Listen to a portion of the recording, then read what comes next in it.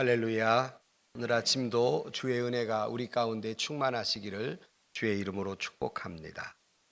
잘 아시는 대로 지난 주일은 부활 주일이었습니다. 부활 후 오늘은 첫 주일입니다.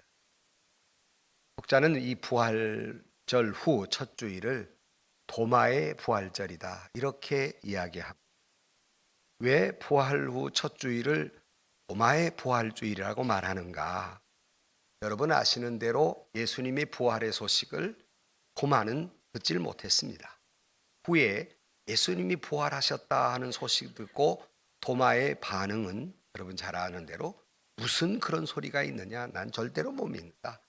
만약에 예수님이 부활하셨다면 내가 예수님의 그 허리에 창자국이 있을 건데 내가 그 창자국에다가 내 손가락을 넣어보기 전에 난 절대로 못 믿겠다 하고 도마는 예수님의 부활을 믿지 않았습니다. 그래서 의심 많은 사람을 부르기를 도마 같은 사람이다 이렇게 부릅니다. 도마는 이것을 도무지 믿을 수가 없었습니다. 이때 예수님께서 부활 후 일주일 후에 도마에게 주님이 나타나셨습니다. 그리고 내 손에 못자국을 보고 내 허리에 창자국을 보면서 의심하는 자가 되지 말고 믿는 자가 되라고 예수님이 도마에게 말씀하셨고, 그제서야 도마는 예수님의 부활을 믿으면서 나의 주, 나의 하나님이라고 고백하며 믿는 사람이 됐습니다. 그래서 예수님 부활절 이후에 도마가 부활했다. 그렇게 해서 도마의 부활절이라고 말합니다. 우리도 지난 주간에 부활절을 지냈고 한 주간이 지났습니다. 여러분 여전히 우리가 이 부활절을 지나면서 부활을 믿는 사람도 있고 믿지 못한 사람도 있지만은 분명한 것은 우리는 부활절을 지나면서 다시 거듭나는 사람, 다시 태어나는 사람이 이 부활절을 기점으로 해서 다시 거듭나는 사람이 돼야 하지 않겠나 하는 생각을 가지면서 바라기는 우리도 오늘이 도마의 부활절이라는 이름이 붙어 있는 것처럼 저와 여러분도 오늘 아침이 저와 여러분의 부활절이 되는 부활의 아침이 되는 오늘이 되시기를 주의 이름으로 간절히 축원합니다. 익히 잘 아는 대로 예수님께서 십자가에 달려 돌아가신 후에 안식 후 첫날, 그런 요일은 주일이죠. 마리아가 이제 예수님의 무덤을 찾아갑니다. 예수님이 부활하리라고 하는 건 꿈에도 생각 못하고 예수님의 시신을 보려고 예수님의 무덤을 찾아갔는데 깜짝 놀랍니다. 있어야 할 예수님의 시신은 간데없게 됩니다. 이걸 보면서 두렵고 떨리고 할 때에 예수님이 천사를 보내어서 말씀을 하시는 내용이 이 오늘 본문 앞뒤절의 말씀입니다. 충격 속에 있는 마리아에게 앞에 5절 말씀에 보면 천사가 여자들에게 말하여 이르되 너희는 무서워하지 말라. 십자가에 못 박히신 예수를 너희가 찾는 줄을 내가 아노라. 그가 여기 계시지 않고 그가 말씀하신 대로 살아나셨느니라. 와서 그가 누우셨던 것을 보라 말씀하면서 예수님의 부활의 소식을 천사가 마리아에게 알려줍니다. 그리고는 이내에 천사는 다음과 같이 이야기합니다. 7절 말씀에 또 빨리 가서 그의 제자들에게 이르되 그가 죽은 자 가운데에서 살아나셨고 너희보다 먼저 갈릴리로 가시나니 거기서 너희가 배우리라 하라. 보라 내가 너희에게 일렀느니라 그랬어요. 그러니까 천사가 마리아에게 예수님이 부활했다라는 소식을 알려주면서 빨리 가서 이 소식을 제자들에게 알려주는데 너희보다 먼저 예수님이 갈릴리에 가 있겠다고 말씀하신다. 가서 그를 만날 수 있으리라. 이것 소식을 전해라 라고 소식을 전해주고 우리가 같이 읽은 10절 말씀에 마리아가 제자들에게 이 말씀을 그대로 소식을 전하는 장면이 본문의 말씀입니다. 그러면 왜 예수님은 부활하셔서 바로 그 제자들과 만나실 일이지 왜 갈릴리로 가시겠다고 왜 갈릴리에 가서 만나시겠다고 말씀하시는가? 아니 기왕에 부활하셨으니까 부활하신 그 지경 예루살렘이죠. 거기 무슨 왕궁에서 만나자고 하시든지 아니면 무슨 성전에서 만나자고 하시든지, 아니면 사람 많이 모여 있는 예루살렘 내거리에서 만나자고 하시든지 부활하셨으니까 그러실 일이지 왜 갈릴리에서 만나자고 하셨을까? 갈릴리는 이스라엘의 촌구석 가운데 하나입니다. 그래서 사람들은 갈릴리에서 무슨 선한 것이 나겠느냐 할 정도로 사람들은 아주 시골 중에 시골로 하는 것이 갈릴리예요. 왜 부활하신 예수님은 하필이면 제자들에게 갈릴리에서 만나자고 하셨을까? 우리는 그 갈릴리에서 만나자는 의미를 다시 한번 생각하면서 오늘 우리도 이 제자들이 갈릴리에서 예수를 만나고 회복되는 역사를 바라보면서 그들이 도마처럼 다시 부활하는 모습을 보면서 우리도 이 모습을 따라가면서 부활절을 지나오면서 오늘이 도마의 부활절이라는 별명이 붙어 있듯이 오늘 이 아침이 저와 여러분의 부활절, 다시 회복되는 역사, 그 갈릴리 바다가 되시기를 주의 이름으로 간절히 축원합니다. 첫 번째로 왜 예수님이 제자들에게 갈릴리에서 만나자고 하셨을까? 그 갈릴리라는 곳은 예수님이나 제자들에게 어떤 의미가 있는 곳일까? 여러분 지도를 보시면 알지만 갈릴리는 이스라엘의 북쪽에 속한 지역입니다. 이스라엘 나라 자체가 작지만은 유대 나라의 북쪽에 속해 있는데 길이는 약 96km 정도, 너비는 약 48km 되는 길쭉한 동네입니다. 그리고 한켠에는 갈릴리 바다, 사실은 바다가 아니죠. 호수죠. 갈릴리 호수가 있고 한쪽에는 요단 계곡이 있는 풍경으로 봐서는 대단히 아름다운 곳입니다. 아주 시골이지만은.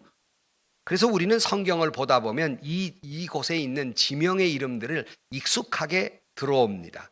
그 지명의 이름들이 뭐냐면 벳세다, 가보나움, 디베랴 또는 그 주변에는 가나, 나사렛. 예수님을 나사렛 예수라고 하고 가나의 혼인잔치 이야기도 있고 가버나움의 이야기도 있잖아요. 다 이게 갈릴리 지역에서 일어난 일들입니다. 그러면 예수님과 제자들에게 어떤 의미가 있나? 단적으로 말하면 이 갈릴리는 예수님의 고향입니다. 그리고 예수님의 제자들의 고향이에요. 유일하게 12제자 가운데에서 여기가 고향이 아닌 사람이 있어요. 그게 가롯 유다입니다. 그러나 이 당시에는 이미 가롯 유다가 죽고 없는 때이기 때문에 나머지 11제자의 고향, 그것이 바로 갈릴리예요. 그리고 예수님도 물론 베들레헴에서 태어났는데 자라나기를 바로 갈릴리에서 자라나십니다. 그래서 예수님의 고향이기도 해요.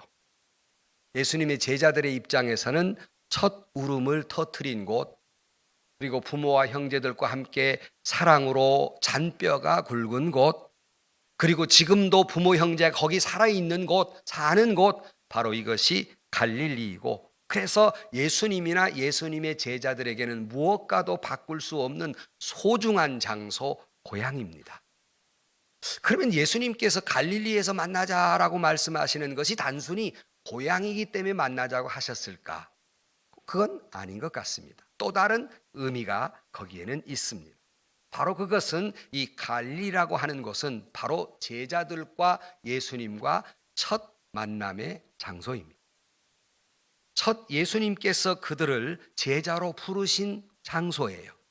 예컨대 이제 갈릴리 호숫가에서 그물을 치다가 예수님의 부름을 받기도 하고, 또 가버나움의 세관에서 일하다가 예수님의 부름을 받기도 하고, 또 무화과 나무 아래 기도하다가 예수님의 부름을 받기도 하는 이 지역은 제자들과 예수님의 첫 만남의 장소. 그러면 이것은 의미 깊은 곳일 수밖에 없습니다. 여러분은 신랑각시 어디서 처음 보셨습니까? 또 어디서 처음 손목을 잡으셨습니까? 물어보면 대답이 달리 나오면 입장이 곤란합니다. 누구랑 갔어? 또 이렇게 되니까요. 사실은 이 첫 장소는 굉장히 의미가 깊은 곳이에요. 아마 그래서 그 처음 장소에서 만나자라는 의미가 분명히 있긴 해요. 그러나 단순히 처음 만났다는 장소도 의미가 있지만 또 다른 의미가 있습니다.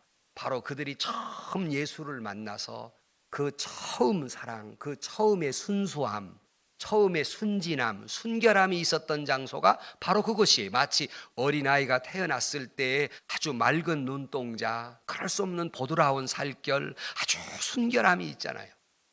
바로 예수님의 제자 입장에서는 겉으로는 고향이고 예수님과 처음 만나는 장소지만은 내적으로는 아주 영혼적으로 순수할 때의 모습, 아주 순결할 때의 모습이었습니다. 이것이 바로 그들의 갈릴리였어요. 물론 예수님을 처음 만났으니까 예수님의 제자들에게는 예수님이 누구인지 잘 알지 못했어요. 무지한 순간입니다. 3년 동안 그들이 나중에 교훈을 받았지만은 또 그렇다고 해서 예수님이 제자들을 특별히 택한 것이 뭐 예수님의 제자들이 공부를 많이 한 지식이 있는 사람도 아니었어요. 아주 형편없는 무지한 사람들이었습니다. 또 재산이 많은 사람이냐 그렇질 못했어요. 그물질이나 하고 겨우 연명하는 가난한 사람들이었습니다. 그러니까 그들이 뭐 돈 많은 것도 아니고 학문이 깊은 것도 아니고 단순히 그들은 이런 것은 없지만 그들의 그 하나님을 믿는 마음이 순수하고 순결했어요. 이걸 누구와 견주어 말하면 당시의 종교 지도자들, 서기관과 바리새인들의 모습, 성경에 나타난 모습을 보면 얼마나 교활했는지, 그리고 얼마나 이율배반적이고 이중인격으로 그들이 종교 지도자로서의 모습을 하고 있는지를 대비해서 보면, 비록 그들은 말씀에 대해 지식은 부족하지만, 학문도 부족하지만, 돈은 없지만 적어도 그들에게는 영적으로 깨끗함과 백지와 같은 순결함이 그들에게 있었어요. 결코 바리새인이나 서기관들처럼 교묘함과 가증스러움과 자기의 논리로 위장하는 그런 모습이 없었고, 그게 순결하니까 예수님도 어린아이와 같다고 말씀한 대로 그런 어린아이와 같이 주님이 가라 하면 갔고 오라 하면 왔고 뭘 하라 하면 했습니다. 결코 어떤 핑계나 다른 걸 둘러대지 않았어요. 이런 그들에게는 순수함이 있었습니다. 그리고 그들은 그렇게 순수하기 때문에 예수님을 향한 절대 신뢰, 의심 없이 주님의 말씀이라면 절대 신뢰했고, 그러기에 주님이 가라 하면 가고 오라 하면 오고, 그들이 저분만을, 내가 일생을 저분과 함께 한다면 부족함이 없겠다, 내 전생애를 맡겨도 아깝지 않겠다. 그러니까 그들이 너 나를 따라오너라 말씀하실 때 그들은 의심하지 아니하고 그물도 버려두고 가족도 버려두고 예수님을 따랐던 곳, 그런 대단한 결단력과 열정이 있었던 곳, 그 순결함이 있었던 곳, 그것이 바로 갈릴리였어요. 그들은 결코 계산하거나 이치를 따지지 않았습니다. 어린아이처럼 주님 말씀대로 순종했던 감사와 감격과 감동이 있는 장소, 예수님이 자기를 불러주었다는 그 한 가지만으로도 그들은 감사와 감격이 있는 그런 아름다운 신앙이 있고 순수함이 있던 장소, 그것이 바로 갈릴리였어요. 그들이 얼마나 순결했냐면, 순수했냐면, 베드로의 예를 들어드리면, 베드로의 배를 탔던 예수님께서 너는 나를 따라오너라 그랬어요. 그랬더니 베드로의 첫 번째 반응이 뭡니까? 주여 리마옵소서, 나를 떠나소서, 나는 죄인이로소이다. 이게 첫 반응이에요. 주님이 불렀을 때 베드로는 왜 그렇게 반응을 했을까? 주님 따라오라고 말씀하시는데 나 같은 게 주님 따라다니면 주님께 해가 됩니다. 주님께 누가 됩니다. 주님의 짐이 됩니다. 그러니 얼른 나를 떠나십시오. 나는 죄인입니다 하는 이런 순결함이 있었어요. 이런 순수함이 있었어요. 우리 같으면 나 같은 게 무슨 예수를 믿는다고 얼마나 부끄러운지, 감히 내가 어떻게 교회 안에 들어갈 수 있겠나 하는 그런 순결함.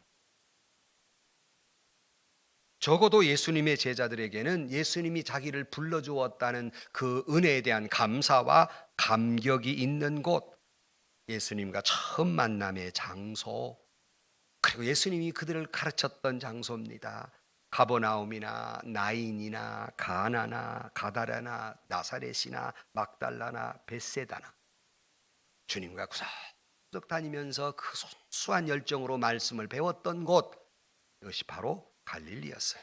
그 아름다운 마을들, 굽이굽이 골목길, 호숫가, 산기슭, 온통 예수님과 아름다운 순결한 감사와 감동이 있는 장소, 처음 만난 장소, 첫사랑의 장소, 은혜를 체험했던 장소, 그것이 바로 갈릴리였어요. 그러니 예수님께서 거기서 만나자. 너희들과 처음 만난 그 순결함, 그 장소에서 만나자 그랬어요. 여러분의 믿음은 지금 처음 예수 믿었을 때 그 순결함, 순수함, 그 감사, 내가 예수 믿는다는 사실 하나만으로도 감격한 그런 신앙을 유지하고 있습니다. 예수님은 바로 그 장소에서 만나자고 말씀하는 겁니다. 그럼 두 번째로 예수님이 단순하게 그때 그 장소에서 그냥 만나자, 그것만이 목적일까? 예수님은 왜 처음 만나는 장소에서 만나자고 하셨을까? 바로 그것은 예수님이 그 갈릴리에서 만나자라고 한 처음 만난 그 순결함, 그 순수한 장소에서 너희들이 원점으로 돌아가자 그런 말이에요. 처음 그 순수함이 회복돼야 된다. 다시 회복돼야 된다는 말씀입니다. 그러면 왜 그렇게 말씀하실까? 왜 예수님이 갈릴리로 돌아가 그들에게 회복을 원하셨을까? 처음 예수님을 만난 지 지금은 3년이 지난 때입니다. 본문의 말씀은 3년이 지났을 때 그들은 어떻게 변했을까? 갈릴리에서 예수님께 가르침을 받았던 이후로 처음 예수님 만났을 때 그 감격과 감사의 모습이 지금은 어떻게 변했을까? 여러분, 그들이 예수님을 처음 만난 베드로의 고백처럼 나 같은 게 주님을 따른다고 감당할 길 없습니다 하는 겸손함과 순결함은 산산이 부서지고, 예수님과 함께 내 평생을 함께 하겠다고 하는 하나님의 나라를 이루겠다는 비전도 산산이 부서져 버렸습니다. 내가 죽을지언정 주님을 떠나지 아니하겠다는 목숨을 건 열정도 3년이 지난 지금은 산산이 부서지고 말았습니다. 다 사라져 버렸어요. 남은 것은 두려움과 공포와 그리고 마음의 상처만이 그들에게는 가득했습니다. 모두가 예수님을 배신한 배신자로 전락해 버렸고, 그들은 신앙적으로 실패한 사람들이었으며, 그들은 꿈과 희망을 버릴 수밖에 없는 상처투성이인 모습으로 전락해 버린 상황입니다. 그러니까 예수님을 처음 만났던 갈릴리 그 지역의 처음 그 모습이 다 사라져 버렸어요. 순백의 영혼이 때가 묻어 버렸습니다. 많이 모습이 추한 모습으로, 추한 욕망만이 그들을 지배하고 있었습니다. 다시 말하면 조금 전에 말씀드렸던 바리새인이나 서기관보다 순수했던 그 모습은 사라져버리고, 바리새인이나 서기관보다 더 때묻은 모습으로, 욕망으로 가득 찬 모습으로 변해버렸다는 말이, 무조건 주님의 말씀이라면 따르겠다고 하는 그 정열은 사라져버리고, 예수님이 십자가에 달려 돌아가시기 고난받을 때 애따 뜨거라 하고 옷이 벗어진도 모르고 다 도망가 버린 추한 모습으로 전락해 버렸습니다. 예수님에 대한 확고한 신뢰는 간 곳 없고, 절망감과 패배감 속에서 그들은 고통의 자포자기 속에서 몸부림치는 모습으로 전락해 버렸습니다. 주님이 말씀 갈릴리에서 만나자는 건 그거 다 어디 갔냐는, 다시 거기 가서 원점으로 돌아가서 다시 회복하자 하는 거예요. 그때 주님과 함께 하나님의 나라를 이루고 새로운 역사의 주인공이 되겠다고 하는 건 다 사라져버린 그것, 다시 한번 과거의 그 순수함과 그 열정과 그 사랑과 그 신뢰와 그 겸손이 회복돼야 하겠다는 거예요. 어린 소녀의 질문 하나에 애따 뜨거라고 놀래서 예수님을 3번씩이나, 그것도 저주해 가면서 부인했던 베드로. 그는 다시 옛날 직업으로 돌아가서 갈릴리에 가가지고 다시 물고기를 잡는 그런 어부로 변해버린 실패자, 아니 그것도 제대로 잡히지 않아서 실패해버린, 처절하게 실패한 베드로에게 주님은 찾아가셔서 이렇게 물으셨죠. 요한의 아들 시몬아, 내가 나를 사랑하느냐? 요한의 아들 시몬아, 내가 나를 사랑하느냐? 내가 나를 사랑하느냐 하고 질문하신 것은, 너 지금 아직도 나를 사랑하느냐는 질문 속에서 그의 그 순수함과 순결함을 다시 한번 회복시키려는 의도도 있지만, 네가 나를 사랑하느냐는 말씀의 저 깊은 속에는 나는 아직도 너를 사랑한다는 의미가 그 속에 담겨져 있는 겁니다. 네가 비록 나를 배신하고 처절하게 실패자의 모습으로 전락했지만 그러나 나는 여전히 너를 사랑하노라. 그러므로 그 첫사랑을 회복해야 된다 하는 의미가 갈릴리에서 만나자 하는 것. 첫 모습, 첫사랑. 바로 그것을 회복하기가 가장 적합한 장소는 예루살렘 성전도 아니고 예루살렘 내거리가 아니라 갈릴리라는 말씀입니다. 저도 부부간에 살다 보면 꼭 우리 집사람이 항상 그렇게 마음에 드는 게 아니에요. 별로 마음에 안 드는 때가 있어요. 뭐 목사라고 안 그러는 줄 아십니까? 별로 마음에 안 드는 때가 있어요. 속상해가지고 미워게 보이는, 우리 집사람 여기 없으니까 말이지, 미워질 때가 있어요. 그러면 제가 꺼내보는 사진이 있습니다. 뭐게? 처녀 때 데이트할 때 사진. 그때는 순결했는데 지금은 호랭이로 변해가고, 그때 사진을 이렇게 혼자 빙그레 웃습니다. 그리고 내 마음이 우리 아내를 향한 사랑으로 바뀌어요. 여러분 표정이 그런 기적도 있냐고, 그런 표정 같아. 그런 기적이 있어요. 그때 사진 보세요. 또 여성분들은 내가 당신한테 시집하고 이렇게 늙었다고 그러면 그 남자는 누구하고 장가가서 늙었는데 똑같아요. 그런 소리 함부로 하지 마세요. 이렇게 그때의 순수함으로 돌아가는 것처럼 예수님이 갈릴리에서 만나자고 하는 것은 그때로 돌아가자. 그냥 추억에 잠기자는 게 아니에요. 그 사랑, 그 열정, 그 순수함으로 돌아가자. 지금은 세상에 살다 보니까, 부부간에도 살다 보니까 때로는 서로 상처를 주고받기도 하고, 때로는 마음에 실망하고 절망하기도 하고, 온갖 것 다 있지만 다시 그때의 사랑의 모습으로, 그때의 열정의 모습으로, 그때의 순수한 모습으로 돌아가자. 그것이 바로 갈릴리예요. 그래서 갈릴리는 회복의 장소입니다. 다시 말하면 다시 부활의 장소란 말씀입니다. 그렇다면 여러분들의 신앙적인 갈릴리는 어디이겠습니까? 아니, 여러분의 신앙적 갈릴리의 시절이 있었지 않겠습니까? 정말 온갖 세상의 상처를 부여잡고 주님 앞에 나와 주님 크신 그 사랑 앞에 아버지 하고 하염없이 눈물을 흘렸던 그 순수함이 있고, 처음 세례를 받을 때 두렵고 떨렸던 그 감격의 순간이 있고, 말씀을 듣다가 구원의 감격이 있어서 견줄 줄 없는 감동이 있었고,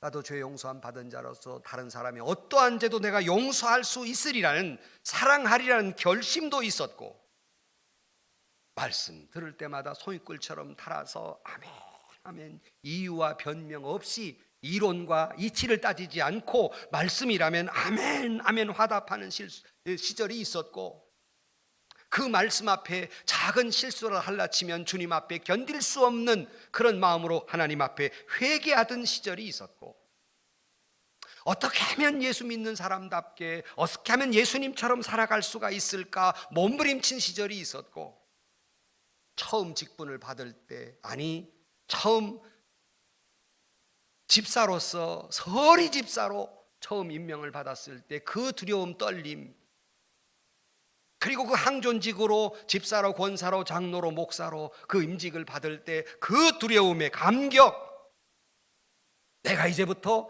주님의 부름받은 자로서, 직분받은 자로서 몸이 부서지도록 주님 앞에 헌신하겠다고 하는 그 시절,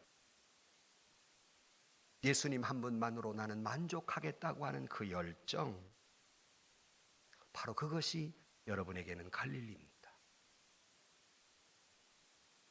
주님은 바로 거기서 만나자는 것입니다. 살다가 보니 포기해버렸고 절망해버렸고 아픔과 고통이 있으니, 그래서 다 뭉거져버리고 그렇게 다 사라져버린 그 모습, 다시 새로운 용기로 다시 새롭게 시작하자, 갈릴리로 가자 하는 말씀이에요. 성도 여러분, 저와 여러분도 갈릴리로 돌아가십시다. 갈릴리로 돌아가시기를 주의 이름으로 축원합니다. 예수님이 갈릴리에서 만나자고 말씀하십니다. 예수님이 갈릴리에서 기다리고 계십니다. 갈릴리에서 만나자, 첫사랑의 자리에 돌아가자. 첫 결심 그 순간, 첫 감격 그 순간, 정말로 회개했던 그 모습, 그 영혼의 순수함, 그 열정, 그 겸손함, 그 순종. 이제 신앙생활 오래다 보니까 나 다 해봤어. 너 처음 예수 열심히 나 다 해봤어. 이러한 신앙인이 아니라 다시 그 해볼 때 그 감격으로 돌아가자는 거예요. 사랑하는 성도 여러분, 부활하신 주님이 갈릴리에서 만나자 우리 모두 다시 그 시절, 그 감격, 그 은혜, 그 순수함으로 돌아가는 부활의 갈릴리가 되시기를 주의 이름으로 축원합니다. 세 번째로, 그러면 그 회복돼서 뭘 하시자는 말씀일까?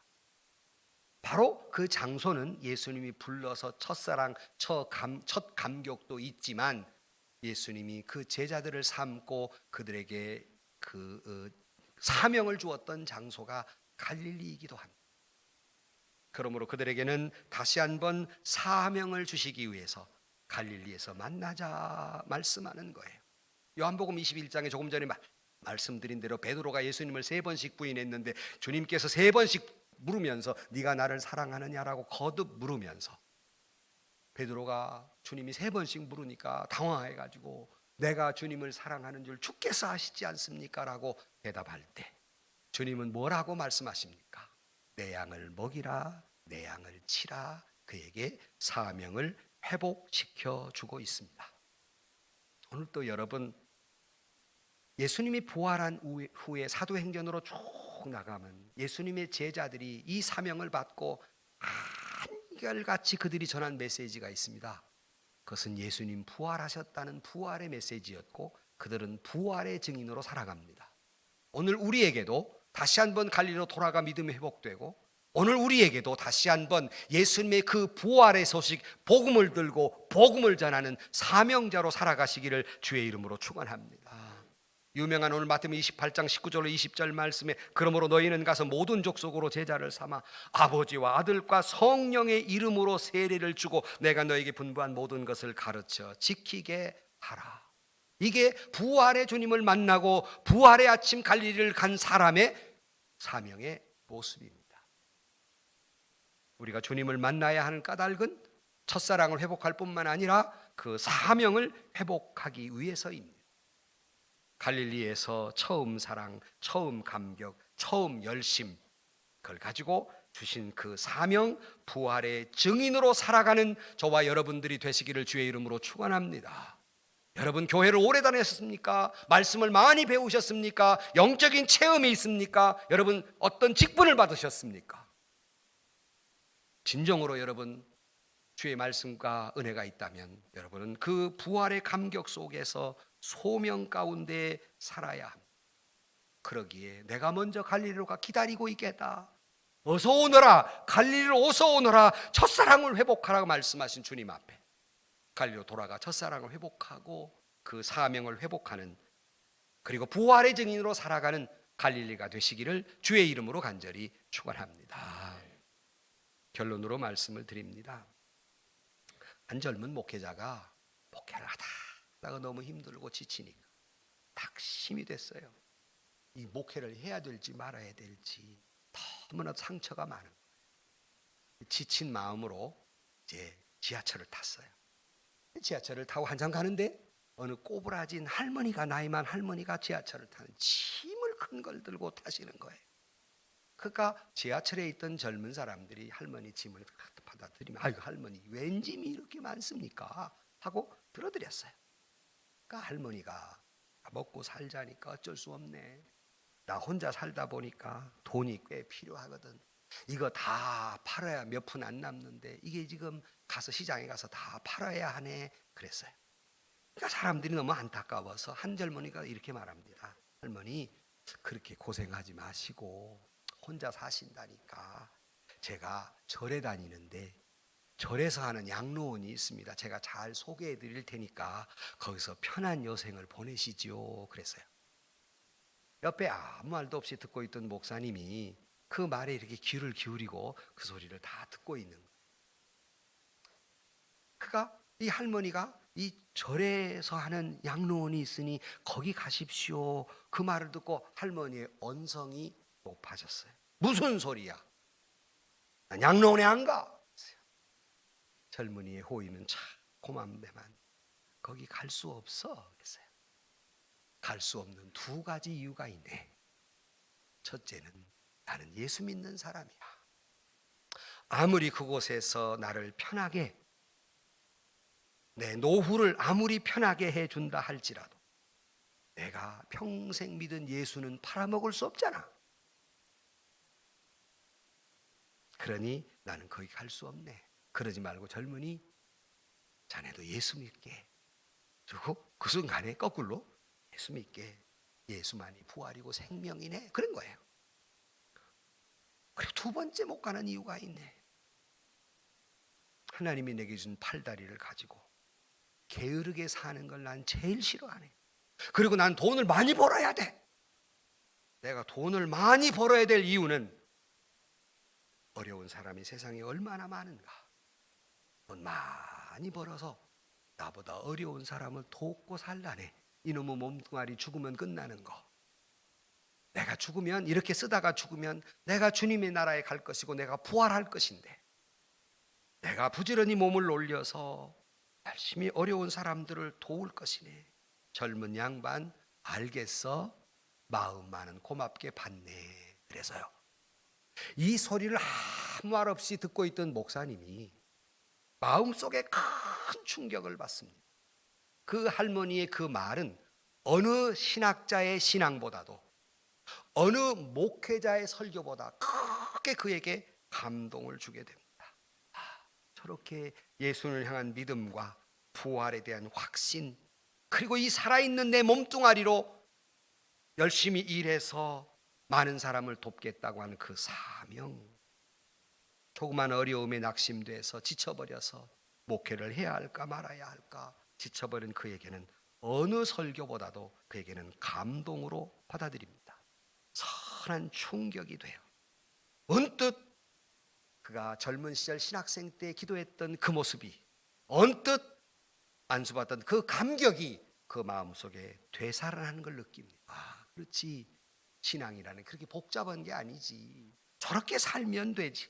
저렇게 할머니처럼 하면 되는 거지 하는 생각을 갖게 됩니다. 그 감동 속에 있는데 이 할머니가 내리니까 목사님이 같이 짐을 가지고 내려드렸어요.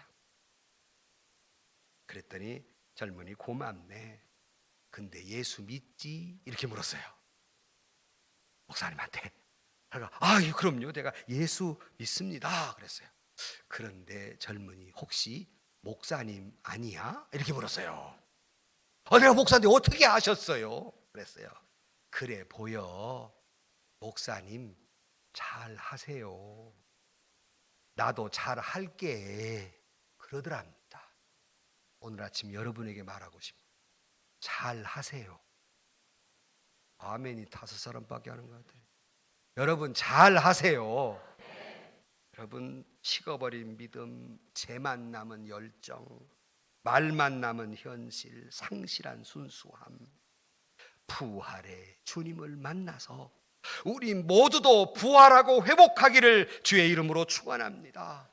다시 한번 하나님이 내게 주신 사명의 자리로 돌아가야 하겠습니다.